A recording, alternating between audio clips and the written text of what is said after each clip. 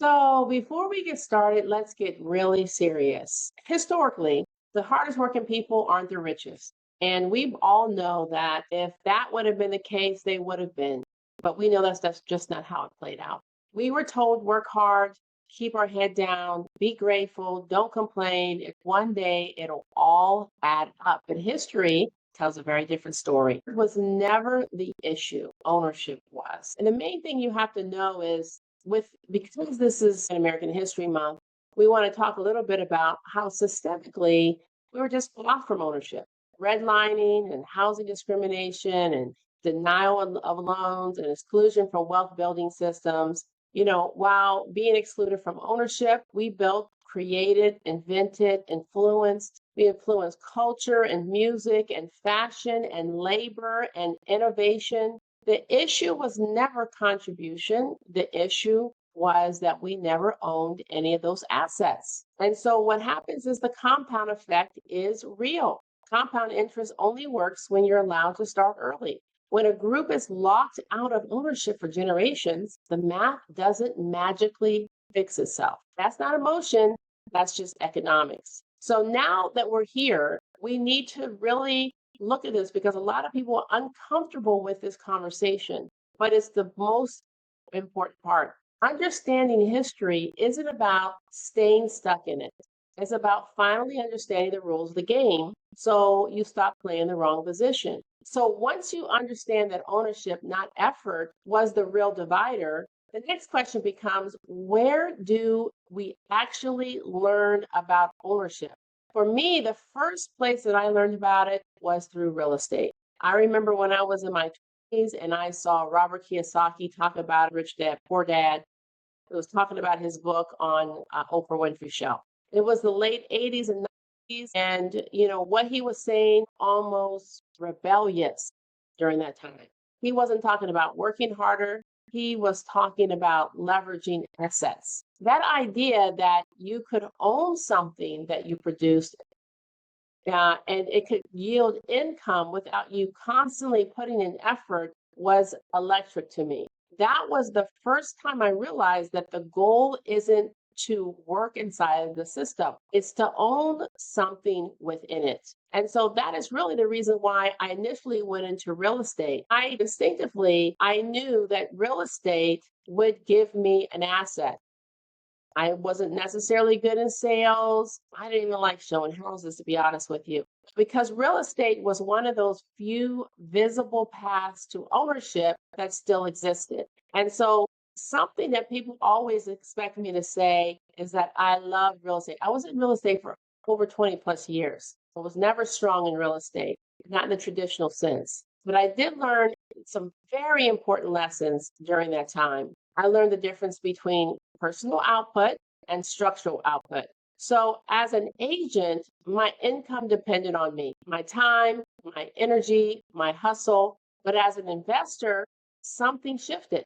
I wasn't just earning, I was owning. So, I started to understand residual income, appreciation, leverage. I was trying, maybe even having the word, even though I didn't really have the words for it, to get to the other side of the effort. I was trying to make sure that I could create the asset that it would continue to bring in the income.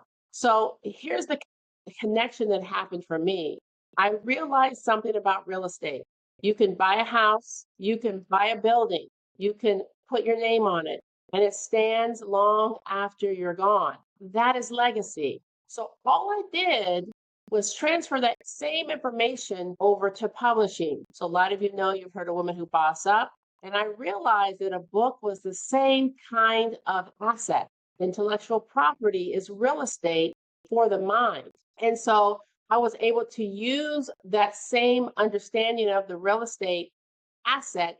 That's why I started working with books. Now, it sounds like it's so random coming from real estate to books, but it wasn't random. The reason why it wasn't random is because I already had a head start. I was always good in writing. And so I took that head start that I had. I'd written a lot of blogs. I had a blog going. I had a lot of unfinished books. Books weren't just creative to me. They were something that I could create and own. They could outlive me. They could carry my name. They could keep producing long after they stopped showing up. So once I started realizing I can create a book, I can have that asset, then I said, okay, how can I teach this? How can I make this bigger? How can I go faster? My thing is, writing is a natural skill.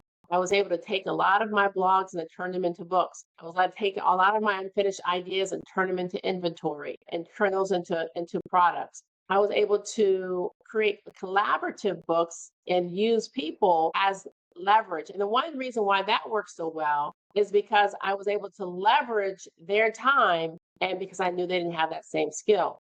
Work is what you do inside a system. When you work, you get income. When you own, you have leverage. So if you work, you're working inside of a system. But if you own, that allows you to exit that system.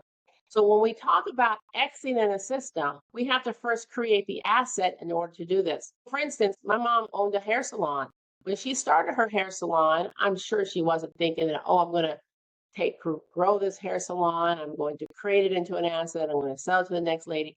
That's not something that you do in the African American community. But what if she did? What if she was able to create a system out of that hair salon? And then next thing you know, that's what Supercuts is.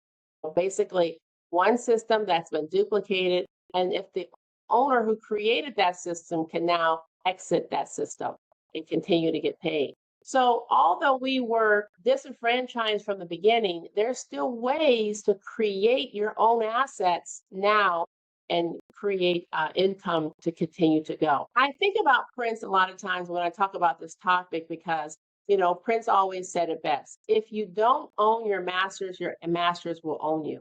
That wasn't just about music, that was about life. If you don't own your IP, intellectual property, your systems, your processes, your audience, your ideas, and whatever you're building owns you.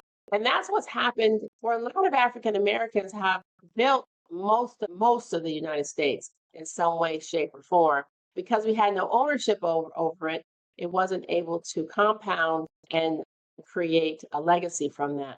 So now we have to think about our businesses in a different way. We can start thinking more globally. Legacy businesses are built intentionally. They are not accidents. When you first start your business, we want to think, how can I create this into an asset that will outlive me?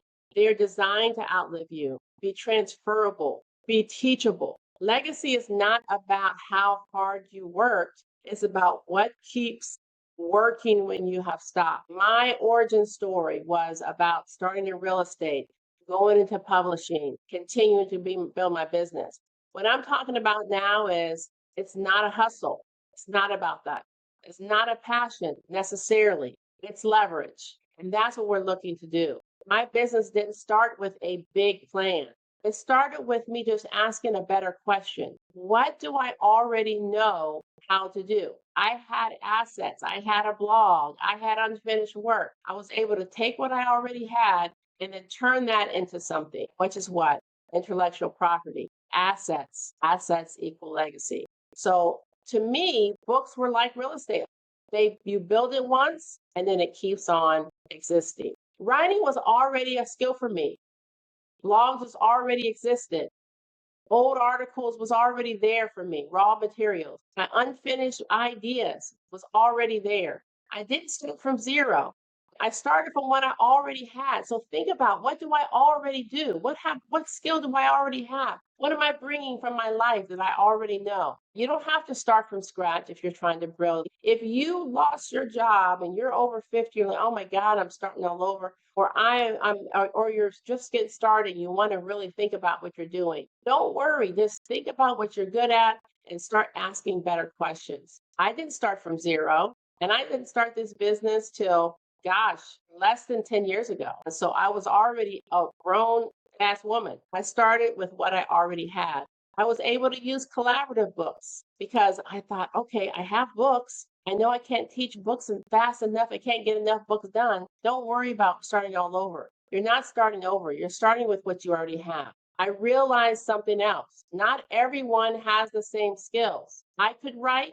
Others had stories. So instead of waiting for perfection, I just leveraged what people had. I leveraged what I had. I leveraged what that's all we're doing. Collaboration allowed me to move faster, publish sooner, create income quicker, and help others to build assets too. Here's the question I want to leave you with. It's if effort alone was never enough, what would you build instead? Okay. What story do you already have? What skill do you already possess? What experience could you turn into an asset? Stop asking, how hard do I need to work? Start asking, what can I own? Because ownership isn't just wealth, it's freedom, it's legacy, and it's something you can start right now.